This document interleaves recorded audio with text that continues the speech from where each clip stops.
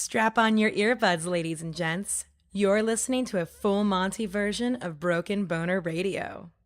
Don't feel down if you can't get it up. We all need to find the fun in being dysfunctional. It can be brutal if you've got a limp noodle. Getting hard is hard to do, but we're here for you. It's Broken Boner Radio. Here's your host, Daniel Canfield. Today we're going to touch on a different type of topic, and I'm excited about this because my entire life was spent building a false sense of masculinity around myself because I was born with erectile dysfunction. We're going to talk today about what it's like to be a real man, and I have probably one of the most sought-after speakers on this topic, Thomas Vaughn. Welcome to the show. I'm really glad to be here. Thank you, Daniel. You're the co-founder of Gender Leadership Group. You're the senior editor of leadership at the Good Men Project. You've done a TEDx talk. You've been on Huffington Post Live. I mean, what haven't you done in the world of masculinity? And that's a pretty strong list. And you're only, how old are you? 30? I'll be 32 in about 2 weeks. And you are one of my mentors, and we're going to get into that in a little bit. You're also a leader of the Good Man Project, and you've spoken on hundreds of campuses and stages, including the International Conference of Masculinity. Speak to that just a little bit about your platform and what you're doing in that area. Sure. I've basically been studying, teaching, and developing a new form of masculinity that I think is crucial to the next evolution of our society toward more peace and harmony, I guess, in the world. But on a personal level, for me, I started questioning what it meant to be a man when I was in my mid-teens, 15, 16 years old. I think a lot of people do, but I was doing it at a very sort of academic, social context, sociological context. I had a friend who was sexually assaulted, and she came to me to tell me about it and ask for help.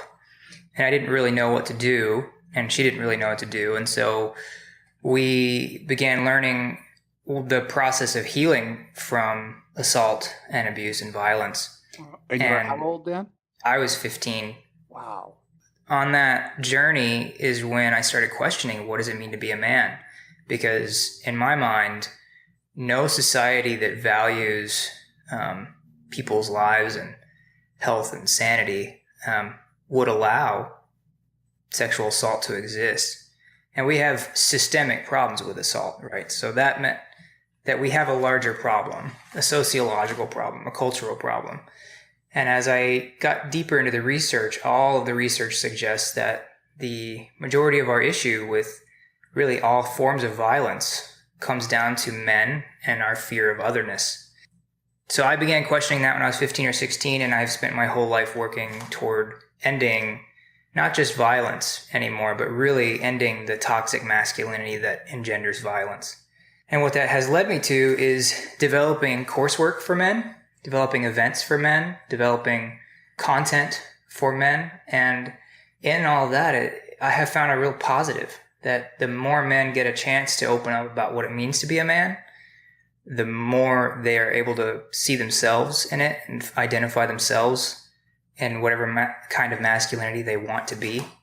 And it's more freeing than the basic model or mode of masculinity. And so the more free men feel, the more purposeful men feel, which I think you're doing right now, being free and purposeful, the more likely we are to serve humanity, the more likely we are to be good men. Well, I think one of the interesting things for the listeners would be first to go into a little bit about how you and I actually met.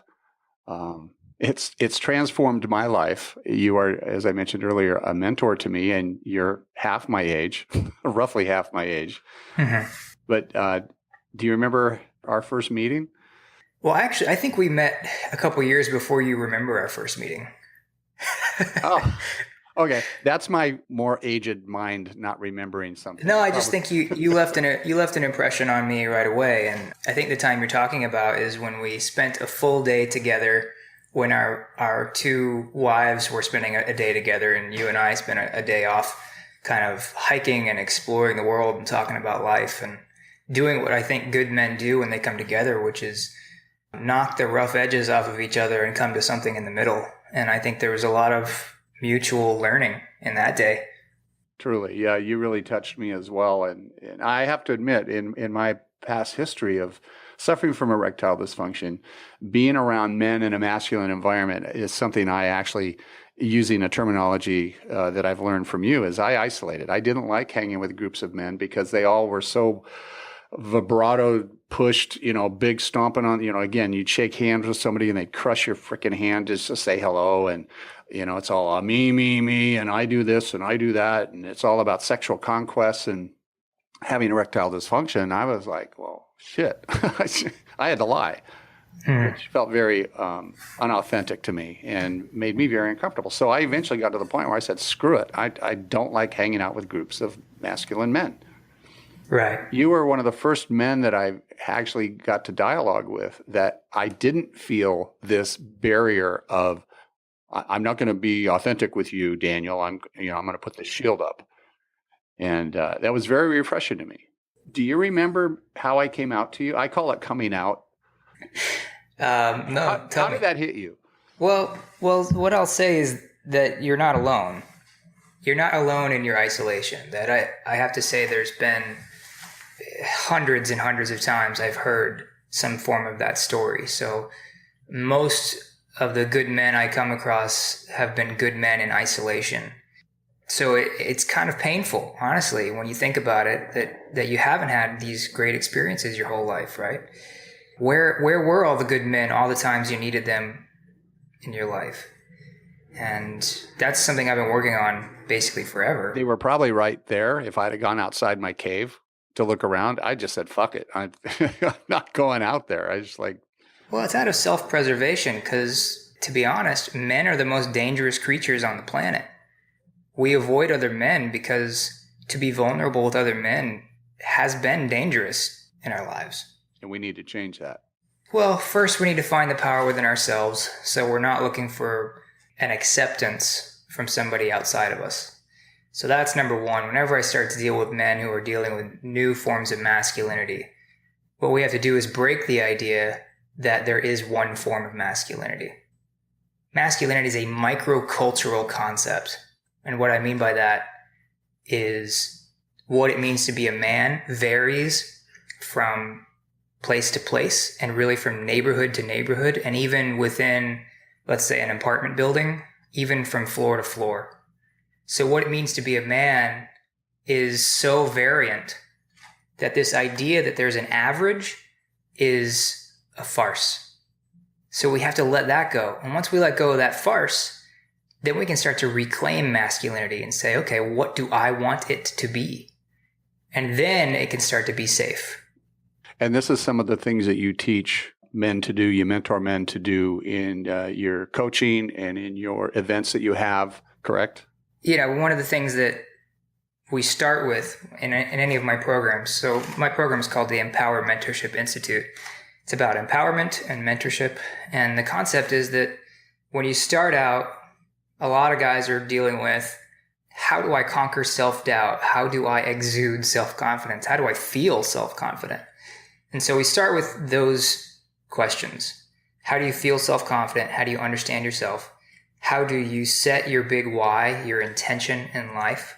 And then from that, how do you start to accomplish the life you want to live?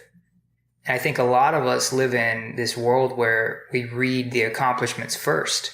We start with the LinkedIn profile or the bank statement or, the mantelpieces. But in reality, there's something deeper than that we need to get down to the bottom of. So that's what we start with. And it's usually a lot of fun. and I have to tell the listeners, I experienced this firsthand because on that day when I came out to you about that I had when I say come out, I mean I have erectile dysfunction and I've suffered it my entire life and I have a penile implant. You approached me and said, hey, I'm having an event it was only, a month or two away when we had met, right? Yeah. And it was called Empowerment Live. And you said, hey, would you be willing to speak to my group of guys? Because the way you just got vulnerable with me and dropped your barriers and shared openly with this would be a great catalyst for the rest of the guys, and they were millennial age to guys close to my age, right? There was like about 30 of them. Yep. And I said, sure, right? Which took a lot of courage. Yeah, well, I'll be honest. When I said sure, I thought at the time I was just going to get up around a campfire one night and there was going to be a campfire thing. And I thought, okay, yeah, I'll get up and, wing it and share my story. And hopefully it would encourage other men to put their swords down and to drop their barriers and be vulnerable. And then I think it was a week later, you called me or emailed me and says, all right, I've got the itinerary all set. You've got an hour and a half. And I was like, what the fuck? I was like, you wanted me to do a whole like keynote speaker kind of gig with the slide deck and all that. And of course, my wife and I own a branding and marketing firm called My Image Artist. So putting a show together like that is one, very inexpensive for us to do and not that difficult. But it was kind of like you threw the gauntlet down, and in a good way. I mean that in a very loving, good way. And it caused me literally, for those listening, this was the catalyst for what you now know as Broken Boner Radio and DanielCanfield.com and my whole platform. It birthed itself at Dale Thomas Vaughn's last Empowerment Live Man Camp.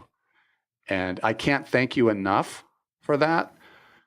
No, thank you. What you're doing is really important because you're giving a voice to men who don't have a voice, who are forced to live in a closet, who are forced to deal with something that there's just no way to find good help because it's hard to be open about. So you're breaking some silence that I think is important. Some people will give you shit about it, but don't take that from them. I'm ready. Let this be what it is, which is a coming out. It really is a valuable thing for so many people who don't have a voice. So thank you for what you're doing.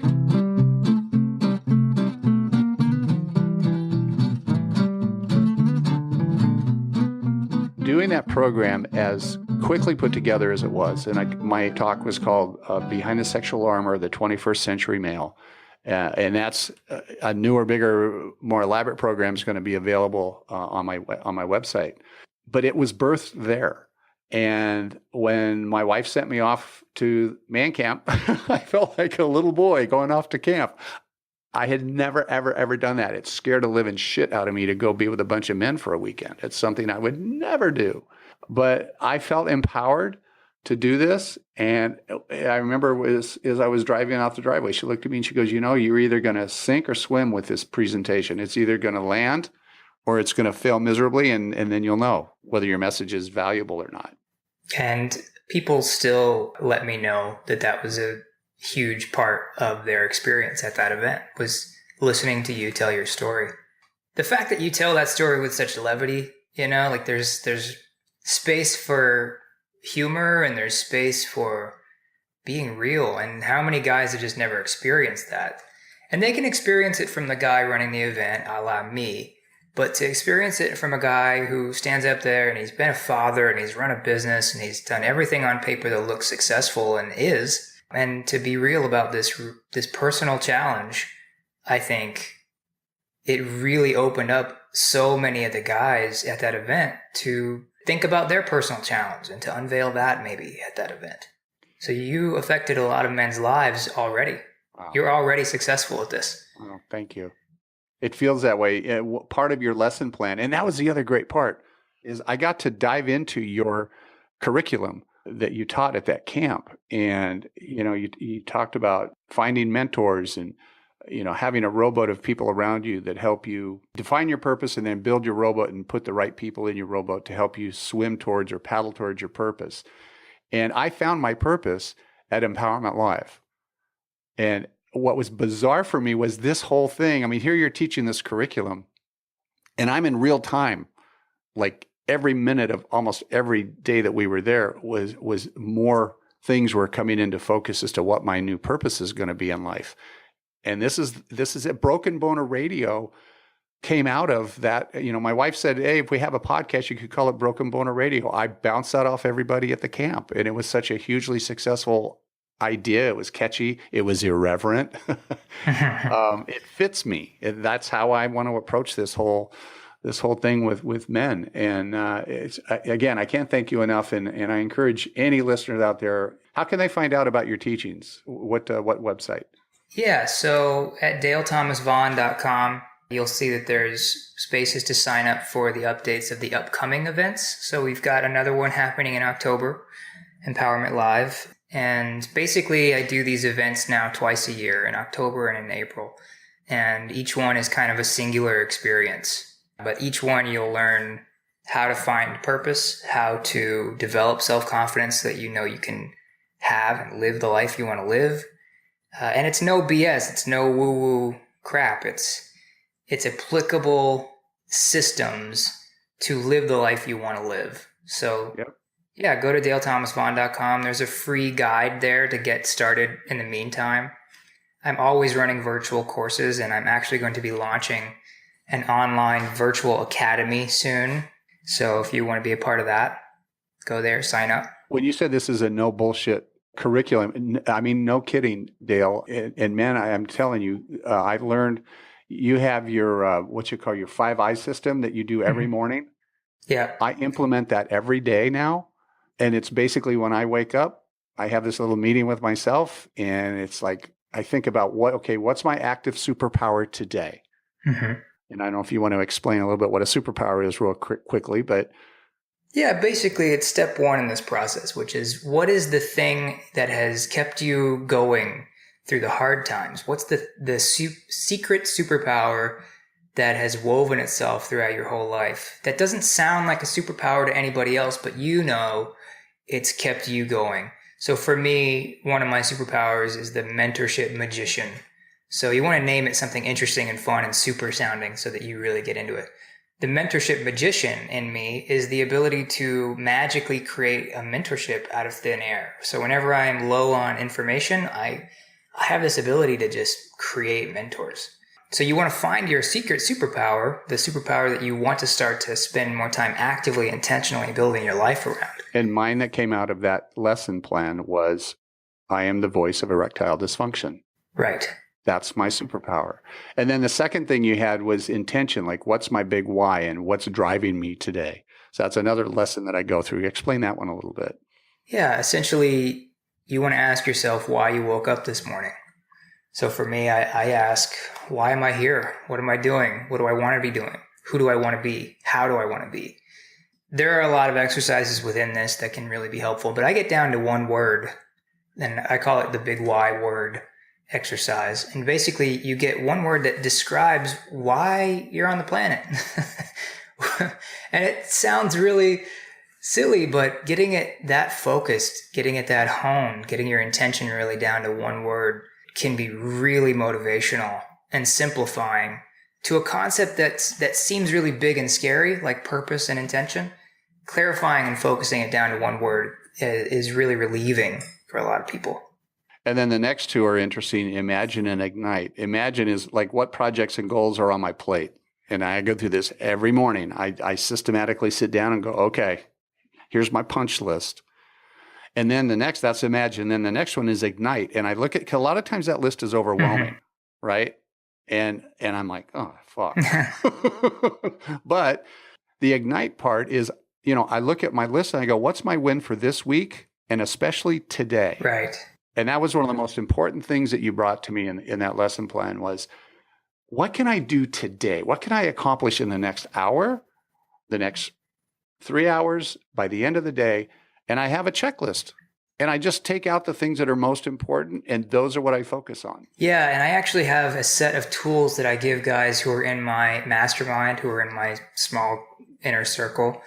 There's a set of timers that I give people that basically you sit down, and when you're ready to get to work, let's say you call it your office hour or something like that, I have a set of timers that basically will go off in 25 minutes at a time. You get work done in 25-minute increments, and then you take a 5-minute break, and then 25 minutes, and then a 5-minute break.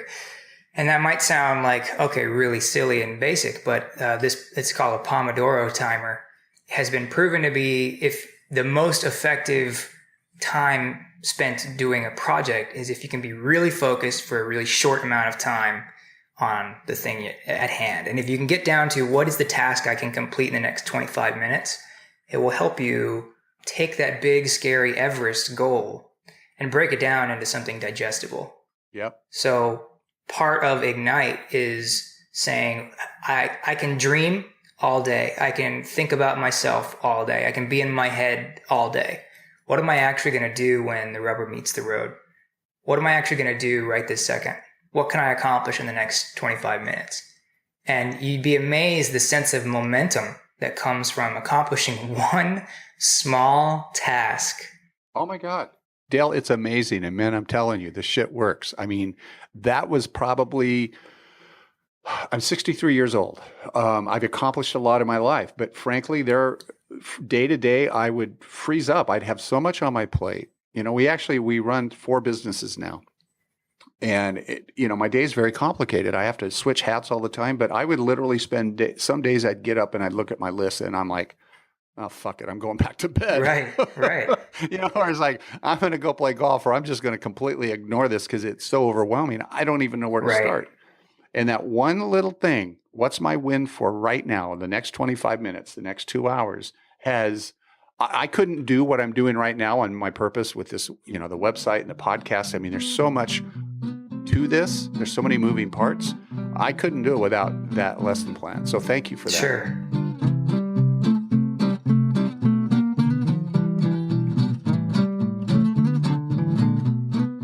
And then the final piece of the whole thing is what builds sustainability.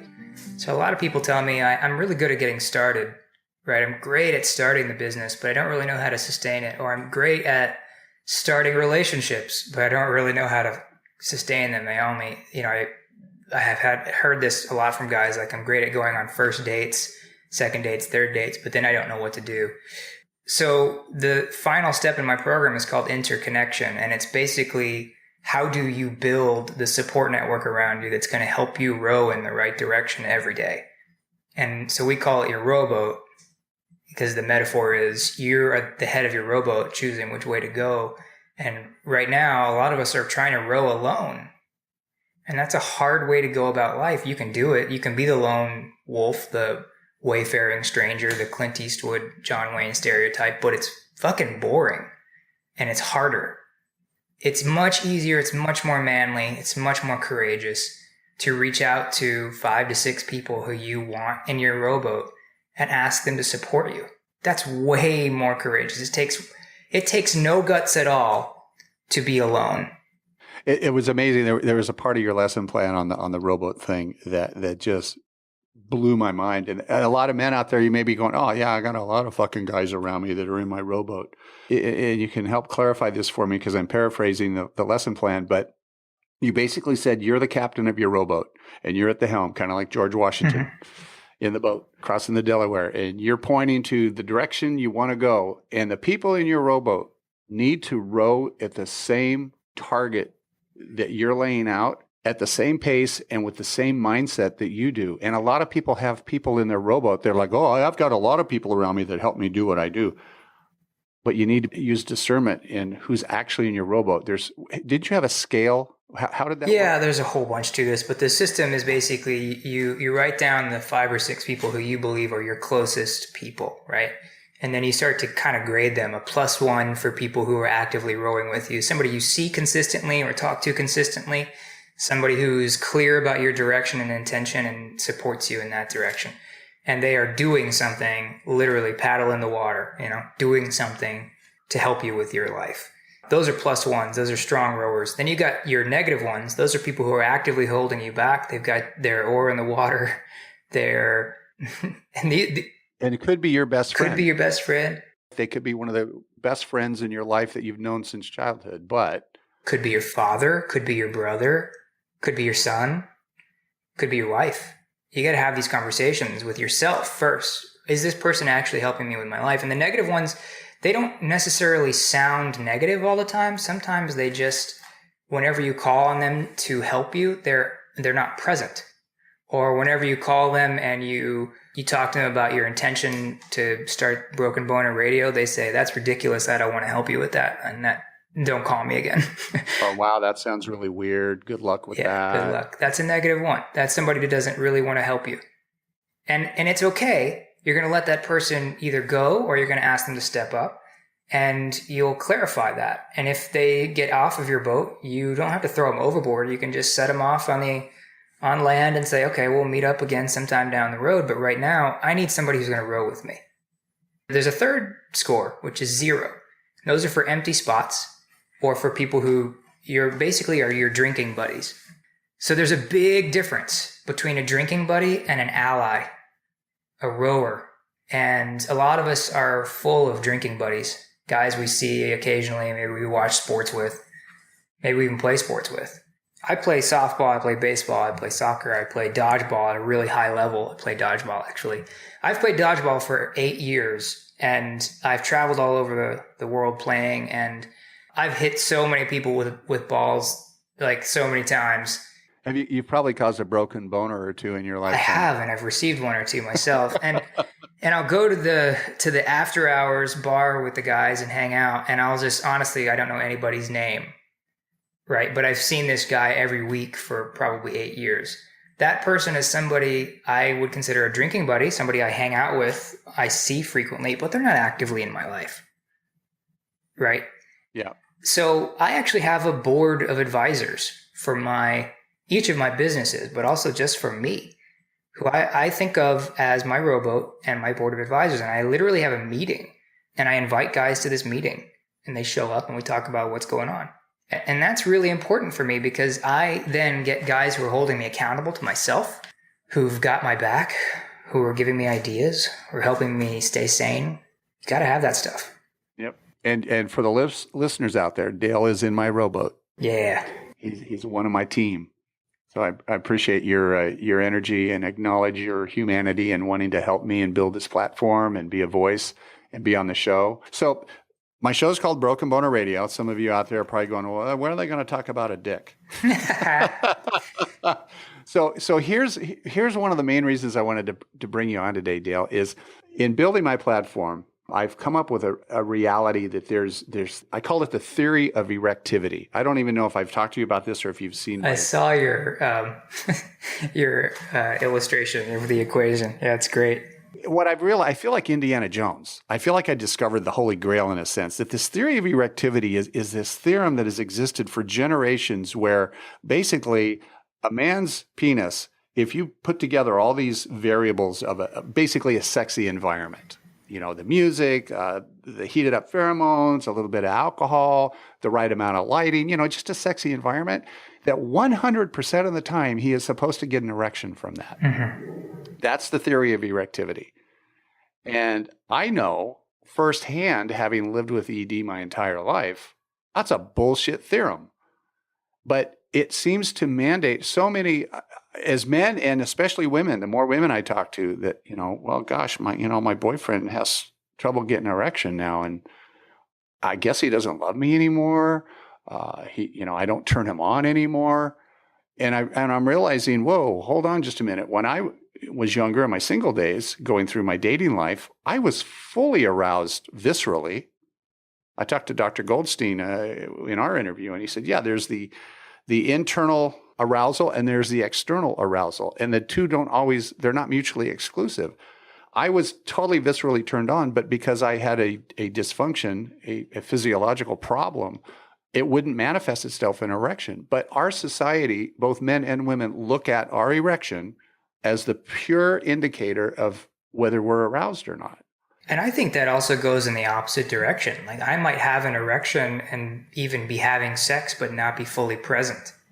Are you bragging? I hear that. I'm like, how is that even possible? I could be fully present and not get an erection. So I think that there's an interesting thing here, Daniel. So I have not had a physiological problem with my cock. I've had a few sports injuries, so I've had some issues here and there, but not like a lifelong systemic issue. But what I have noticed is that if I'm not fully present, I can say like, oh, I've got an erection. Let's fuck, basically. Let's go. But I'm not fully in it, Right. And in fact, saying that the boner is the masculinity or the boner is the sex is actually wrong too. And that in fact, what you're talking about being fully viscerally aroused, I think in some ways it can be numbing to think of the boner as the only part of my sexual organs. Right. Right. So I think a lot of masculinity is also built around this concept that the pillar of my sexualness, my cock, versus the pillar of my masculineness, maybe my bank account, right? Or my job title or whatever, that's not a holistic way to look at sex or masculinity or success. Exactly. It's the dysfunction of the theory of erectivity. It's the fact that it's twisted. It's not accurate.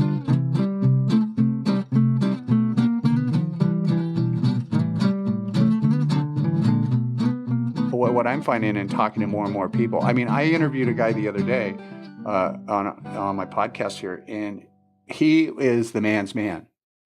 This man sounds like you, has absolutely no problem getting erections. And he started taking Viagra, not because he needed to even get an erection. He had no problem there. He did it because he wanted to give girls the porn star treatment when they had sex. And he's actually kind of psychologically addicted to it now. He admitted he's afraid not to use it. And especially if he's used it with a girlfriend and she's used to that experience, it's like, well, now, if I give her anything less than that, she's going to think something's wrong with me. I mean, I'm listening to this and my head's exploding. And I'm like, man, what is wrong with us? This insanity needs to be kicked to the curb a bit. And that's what I want to do with the theory of erectivity is I want to debunk it and show that, the biggest measure of a man's masculinity should not be wrapped around the sum of the girth, length, and hardness and how long his dick stays hard. That shouldn't be such a big part of the equation. And that there's a lot of variables that enter into. As a matter of fact, I'm going to be crafting a new theorem called the alchemy of dictus erecti. And that's on the website. When people go to the website, they'll see it there. And we're actually making, my video team, we're going to make about a 4 or 5 minute short, kind of a Breaking Bad. You should make it long. Make it long. Ba-dum-bum. Yes. But this new theorem has way more variables in it, way more variables, like potentials of erectile dysfunction and, the psychological things and all of that. So, yeah, that's what I was interested in, like you say, the masculinity part and your take on that. I always thought our talks kind of really were kind of a nice mesh together because you talk about some of the other parts of masculinity and I get right to the dick. Let's talk about our cocks and let's put our cocks away. Well, I think that's important. There are a lot of different ways to get into this conversation. For me, it was through helping somebody heal from violence, but there are plenty of other ways to go about this. I'm never going to argue with whatever way a man starts questioning his cultural concept of what it means to be a man and defining it for himself. Whatever that way is a good way. Right. Ideally, the way I envision the world is that the concept of masculinity becomes seen for what it is, which is a tool set, a micro-cultural tool set, and that each man is allowed to not only build what he believes to be his own version of masculinity, which usually is based on really powerful things like giving and compassion and heart. There's a lot of heart focus when men start to think about masculinity in a different perspective. My vision for the world is that once we start to shift our understanding of masculinity to be more personal, that we start to see more men be more personal. And the more personal men are, the more likely they are to empathize, the more likely they are to relate to others. I think we see a reemergence of a better form of masculinity. I call this the next generation of gentlemen, or the new Renaissance man, the Renaissance man renaissance, because I think we're in a new phase. We're entering a new phase. Part of that phase is because of the new ability to talk about these things. So the Good Men Project is a great example of where we can talk about what it means to be a man in a bunch of different contexts. Broken Boner Radio is a great opportunity for men to talk about what it means to be a man in a new context. The more opportunities men talk about this, the more likely they are to figure out what they really think men should be, what they really think masculinity could be, and get rid of the should altogether. And then the ladies in our lives celebrate too, because finally we're starting to talk and open up and be vulnerable. It's a win-win-win situation all the way around. I share your vision. I share your passion and your mission in doing that. Yeah, it could change the world. And it's honestly, it's a much more full way of living. I still get to be masculine and play sports and grunt and growl, but I know exactly where that comes from now. I don't do it unconsciously. I do it with conscious intention, because I know there's value in being a man and being, I'm a big adventure guy. Like, I love going on long distance treks and hiking and camping. And, I've got that sort of primal nature thing as well, but I'm allowed to have the sophisticated side. I'm allowed to have the open, vulnerable side. And when I do that, I'm allowed to be fully me. It's not masculine or feminine. It's just fully me. I know that feeling exactly. Now that I'm on my new purpose, and I'm opening up 100% about me and my erectile dysfunction, and that I've gone through the surgery and had a penile implant, I feel more masculine now than all the years in my past when I used to put this fake facade up and got all the fancy sports cars and bought the sexy dog to run along with me at the beach, and always hit on the hot women and always had a girl on my arm, and had the latest styled haircut and the yes, I had a porn star mustache for so many years of my life, because that's what was cool. I had the aviator sunglasses back in the Tom Selleck days of Magnum PI. I mean, I looked every bit the part of a really masculine man. On the inside, I was broken because I could not easily get an erection. But I feel more masculine now, being this open and celebrating life and being authentic. Because it takes guts to show up fully present. It takes courage to be vulnerable. It takes a willingness and a toughness and an ability to weather the storm to be vulnerable. And I think the more men understand that, the more men see that, the more likely the world is to be a better place. And hopefully men like you and I, two masculine men, being willing to stand up and be this vulnerable, will help change the world. Sure. I believe it. Dale, I want to thank you so much for sharing your time and being vulnerable and coming forward on the program today. Is there any last words you'd like to leave for the men or the women out there? Just any man who's listening, who feels alone out there, you feel isolated. Maybe you're nowhere near San Diego where Daniel is. Just know that there are resources for you, and it can start with Daniel's website. It can start with my website, dalethomasvaughn.com. And there's always a chance to get started brand new. And life can be really beautiful if you want it to be. And we are living proof. Dale, thank you so much. Okay, that's it for today. I'm totally spent, and people, I need to go take a nap. If you would like to call and leave a question or comment for the show, 405-592-6637. That's 405-59-BONER. You can find me on Facebook at Broken Boner Radio or DanielCanfield.com, or you can even follow me on Twitter at RealBrokenBoner. I want to give a shout out to my production team at PodcastFastTrack.com. Carrie, you know I couldn't do this without you. And I can't wait to talk more about my erectile dysfunction with all of you in future episodes. In the meantime, keep it real.